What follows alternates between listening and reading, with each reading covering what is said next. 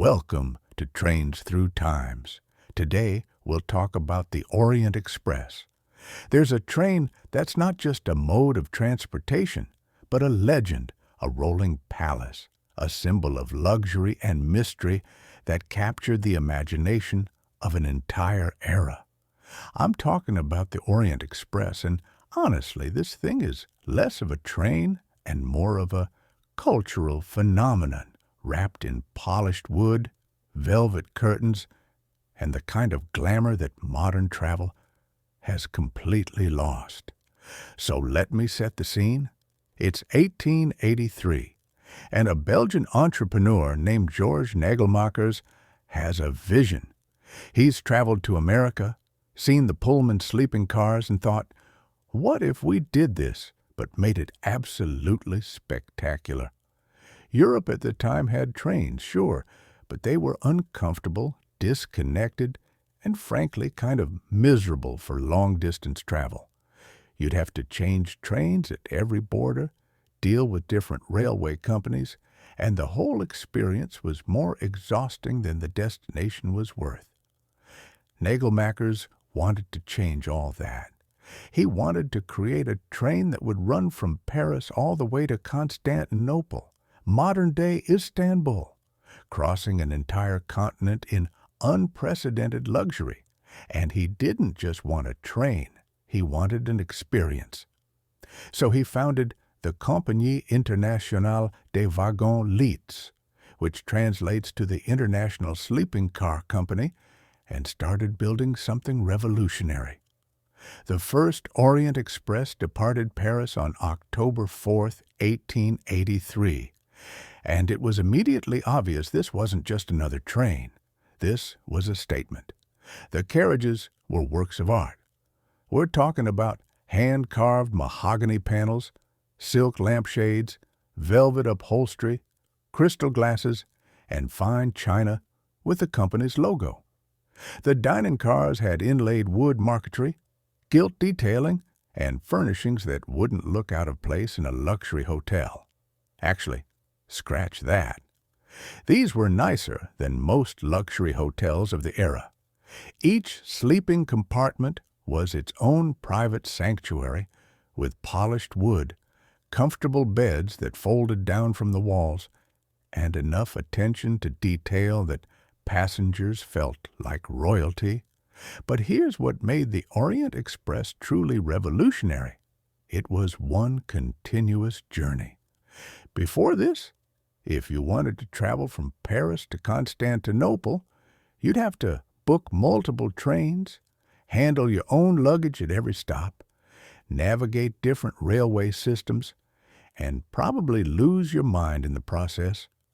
The Orient Express? You boarded in Paris, settled into your compartment, and didn't have to worry about a thing until you arrived at your destination days later. The train itself would be switched from one railway line to another at borders, but you, as a passenger, just stayed in your comfortable cabin. This was luxury travel in its purest form. The route itself was extraordinary. The original journey took passengers through France, Germany, Austria, Hungary, Romania, Bulgaria, and finally into the Ottoman Empire. You'd pass through the Swiss Alps, cross the Danube, traverse the plains of Hungary, and wind through mountain passes in the Balkans. The scenery alone was worth the price of admission, but combined with the onboard experience, it was transformative.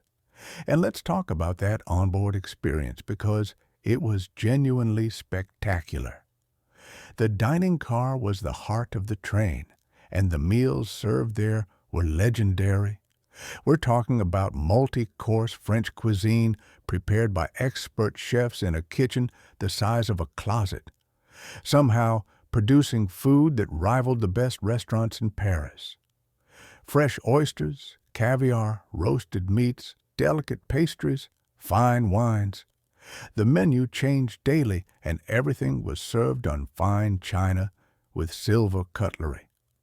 Passengers would dress for dinner, which was a formal affair, and the dining car would become this social hub where travelers from different countries and backgrounds would meet, converse, and create the kind of international atmosphere that was rare for the time.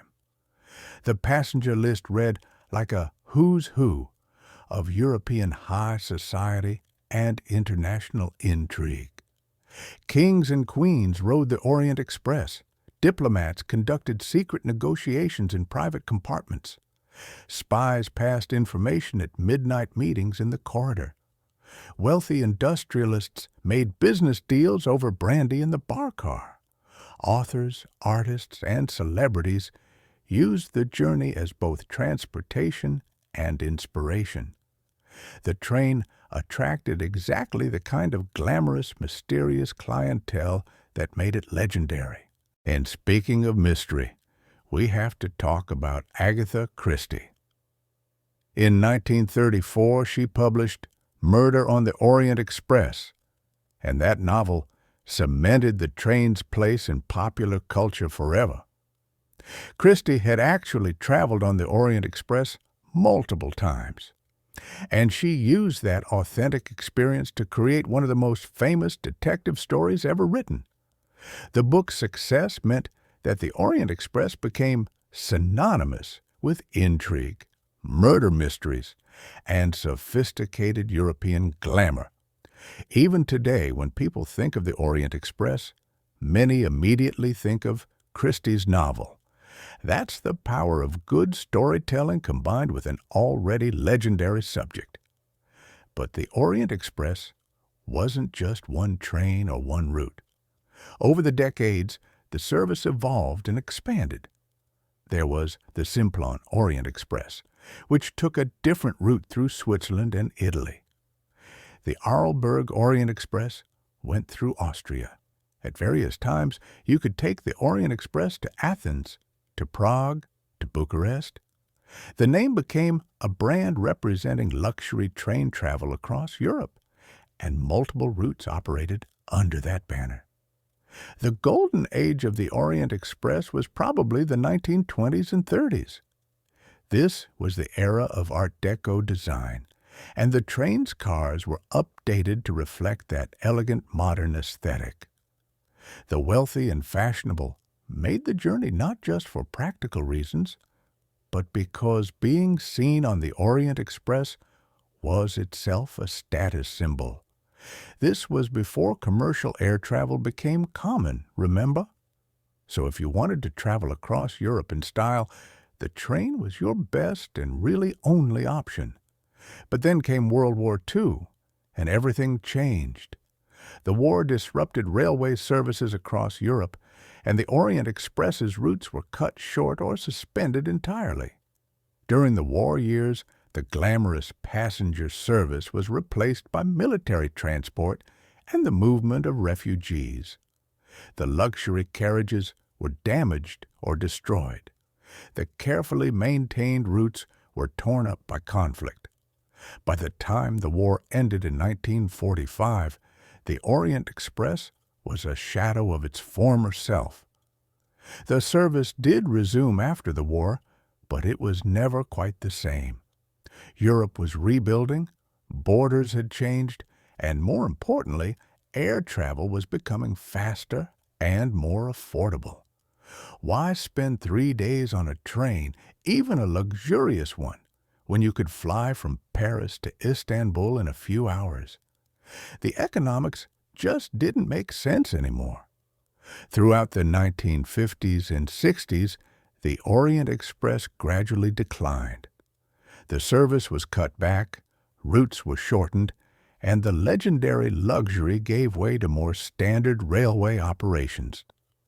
By 1977, the original Orient Express service was discontinued.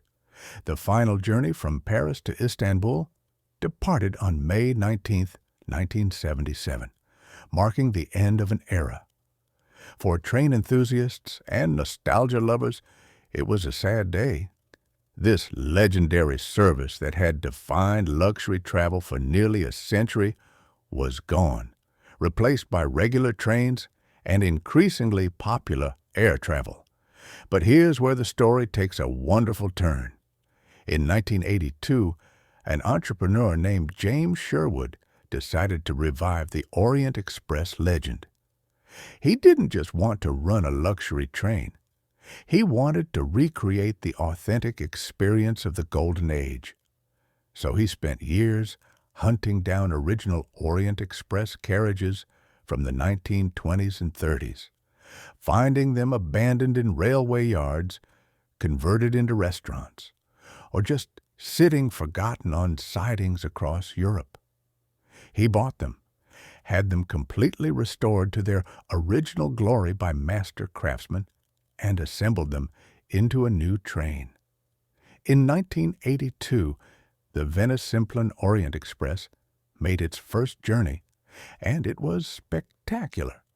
This wasn't a replica or a theme park version. These were actual historical carriages, authentically restored, running on real railway lines with the same level of luxury and service that defined the original. Passengers could experience what it was actually like to travel on the Orient Express during its heyday. The polished wood, the Art Deco details, the fine dining, the elegant atmosphere. All of it was back. Today, the Venice Simplon-Orient-Express runs several routes, with the most popular being London to Venice. It's not cheap. A single journey can cost thousands of pounds per person. But for those who can afford it, it's an experience unlike anything else in modern travel.